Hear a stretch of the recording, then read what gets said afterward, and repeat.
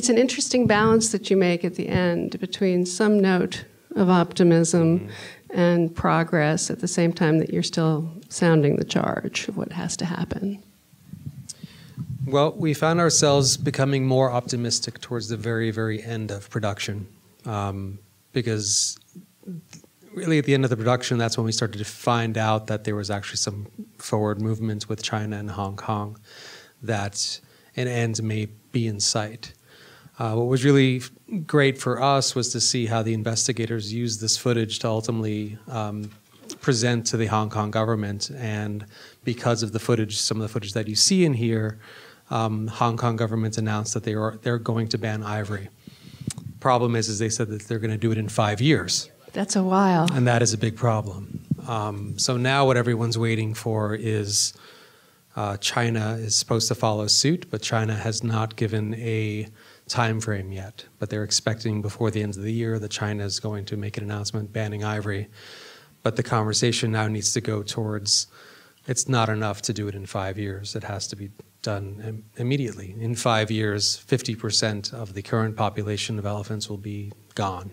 Well, my brief exposure to China taught me one thing, which is that it's a very big country that doesn't monitor itself very well because it's too big. I mean, there just is no way for them to protect their citizens or in the ways that we take for granted, you know, just in terms of the laws that protect us. Do you know what I'm talking about? Yeah, well, look, I mean, China is so complex and the things are not so black and white. People, I mean, look, Hong, for us, was probably the most important character in this film in a lot of ways, because it's very easy for one to look at China and say, you know, you guys are the bad guys. I think he said it as well. You know, the Chinese are the very extremely bad guys. You know, the same goes with poachers. It's like it's too easy to say, well, all poachers are evil. I mean, I've heard people have said to me, and high-level people say, well, all poachers should be shot. And it's a pretty extreme thing to say, but it's, you know, the reality is, like you saw with that old Maasai man, that he's poor. They're doing this out of necessity.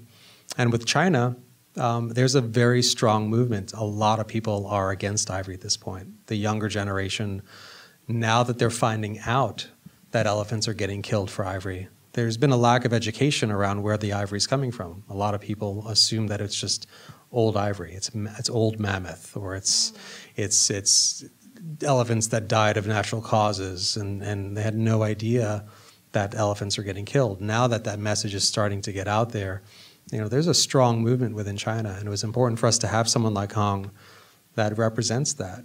You know, he's not a unique entity within China. There were a lot of people that we met that were very vocal about what's happening around elephant ivory trade. And it looks like there are people in the government who are advocating. Any sense at all, that any way of knowing that it might have gotten to the president or that he's aware?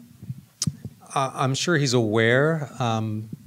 I don't think it's gotten to him yet. It will, I'm sure. But, you know, again, it's still pretty recent, this. When we just finished this, we premiered it at Telluride 6 weeks ago. So not too many people have actually seen it. I'm quite sure, Netflix will sure hate me saying this, but someone will probably pirate this somewhere along the line, and it'll make its way to Chinatown, and through Chinatown, it can make its way to China.